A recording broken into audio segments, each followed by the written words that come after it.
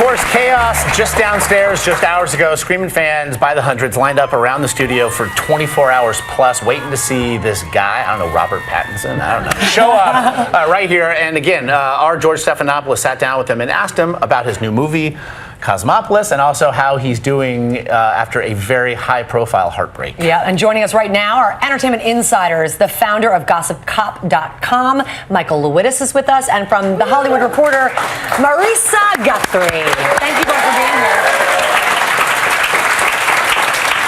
So our Pat said, look, I want to keep my private life private. Good luck with that. This is what he had to say when George asked him how well he's doing it. It's a different thing. You get into it to do movies. I mean, I've never been interested in trying to sell my personal life, and that's really the only reason people bring it up.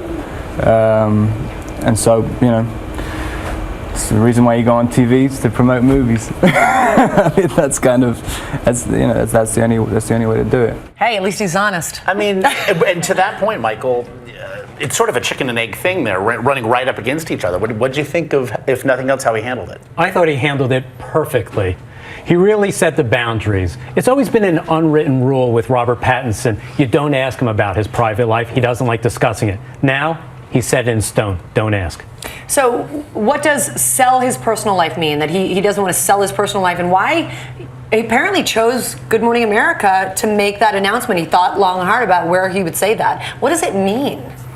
It means he doesn't really like talking about his personal life, but he has been thinking about this a lot, and especially now that his personal life became more juicy. So he decided, let me just tell the world what my feelings have been for a long time. Let me get the message out there, and that's why he came to the top morning show. Marisa, thank you for mentioning that. Marisa, look, I don't know what sort of answer I guess anybody could expect, but is that fair of him to not expect to have to talk about who he is, considering what he's selling? Or is it realistic? Well, I don't know how realistic it is, and I don't know if he'll continue that tack, but he's obviously made a decision while promoting this movie and since this happened that he's not going to talk about it. He's stuck to that. He's done print interviews. He has refused to talk about it.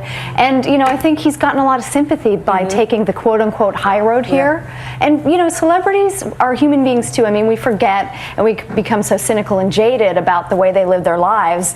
They're adored globally and make lots of money, so, you know, we have some ownership of them. We want to take a quick look again. He also talked about what it's like to be under this constant glaring lens of, let's face it, thousands of cameras.